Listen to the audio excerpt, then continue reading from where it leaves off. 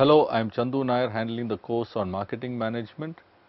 We are now going to talk about a very important topic, sales management. This is something most marketing professionals and sales professionals are involved in day in and day out, the activity of actually making sales happen.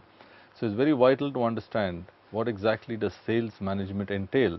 And let's take a look at what this chapter covers. At the end of this chapter, we will be able to understand a little better about the meaning and concept of sales management, particularly the difference between sales and marketing, what the sales management process is all about, designing and managing the sales force, and finally, take a look at some emerging trends in sales management. Let's begin. First and foremost, it's vital for us to again have a look at what is sales and what is marketing, and look at it from traditional marketing theory. First and foremost, in the case of sales, the emphasis is finally on the product, because you have a product or service in hand which you have to make money off of, and that's what the focus is.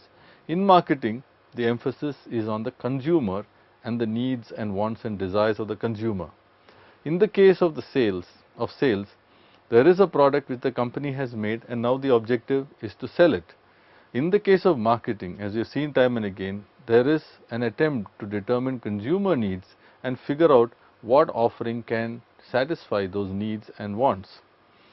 In the case of sales, very clearly management is sales volume and value oriented.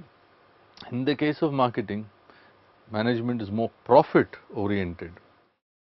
Again, in the case of sales, the planning is more short term oriented, and it is typically in terms of today's markets, today's context. Marketing, the planning is more long term oriented, and it's not just in terms of today but also in terms of newer products and in terms of tomorrow's and emerging markets. In the case of sales, there is a view of business as a goods producing process, whereas in the case of marketing, business is essentially seen as a needs and consumer satisfying process. In the case of sales, it's cost which determines price. In the case of marketing, we get inputs from the customer which determines price, and the price then determines cost. And there are several examples for us to understand that this really happens in real life as well. Finally, in selling, customer is seen as the last link, whereas in marketing, customer is seen as being the very purpose of the business. So as you can make out, there are some very clear and glaring differences, and there are some subtle and not so glaring differences. But it's very important to see that sales has a very critical role, because finally at the end of the day, the customer, the company has to make money off of the products that it has, and it is the sales management process that really starts delivering that kind of revenues for the company. So a typical sales process has these steps. This first step is of prospecting, which is figuring out who is out there as the target market, as target customers, figuring out who are prospects for what I have to offer. The second then is to determine who to target. There may be a bunch of prospects, as the old story goes. All those with bare feet might be potential targets for potential customers for footwear. But which of them have the ability to pay, which of them is interested in having footwear, would determine who you want to target for different kinds of footwear. Third thing is then to decide a pre-approach. What kind of needs do they have, what kind of wants do they have, how exactly can those be satisfied, understand all that. And the fourth step is then communicating and figuring out what approach to make to each of them. And then the fifth point is to actually make a presentation in some form to them, in some cases even do a demo depending on the nature of the product. For example, if it's a consumer durable like a washing machine, it may be necessary for you to demo that product. Eureka Forbes is seen as a company which demos its water purification and air purification products in consumer homes, so that the customer gets a real first-hand feel of what exactly is really involved in that product. Then comes a very important stage. Customers typically tend to have objections, and handling objections is part of a sales professional's key abilities, handling, managing and overcoming those objections. Finally, the salesperson closes the sale, and then thereafter there is the follow-up and maintenance, because a satisfied customer can give you more leads and more prospects. and in many cases a satisfied customer also tends to be a customer for other products and offerings that you might have. So this is the typical sales process. One of the key things therefore is to design the sales force required for your set of products or for a set of offerings, service offerings that you might have.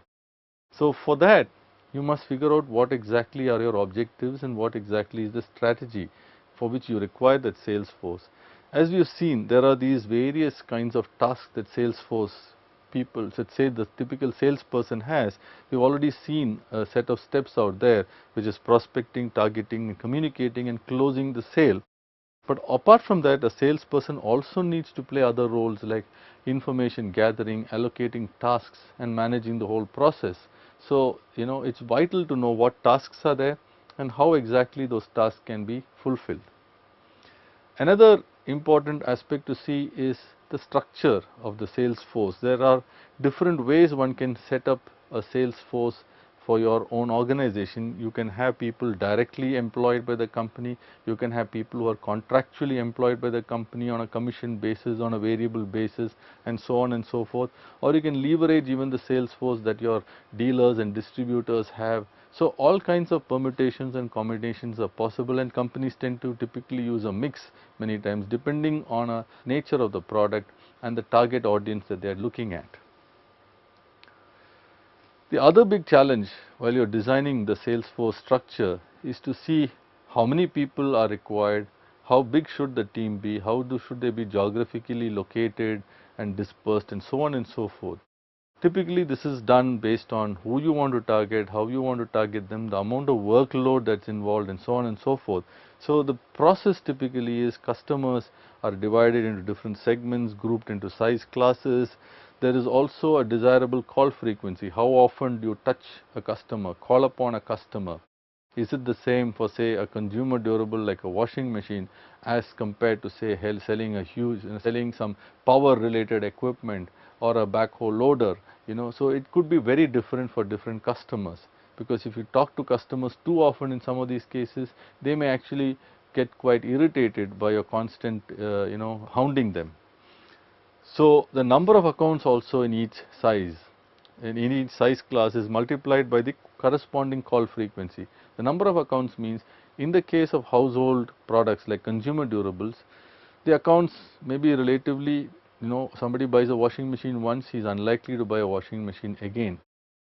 And whereas you look at something like large power equipment, a huge new power plant may require different kinds of equipment. So the account size could be huge. That particular company, that power plant may be a huge account. And there could be not just one person, but several people handling that account because it's so huge. The number of calls a salesperson can make per year is also determined. In the case of pharmaceuticals, there is a requirement for the salesperson to make calls to dealers, to make calls to maybe doctors, and maybe calls to other kinds of institutional buyers.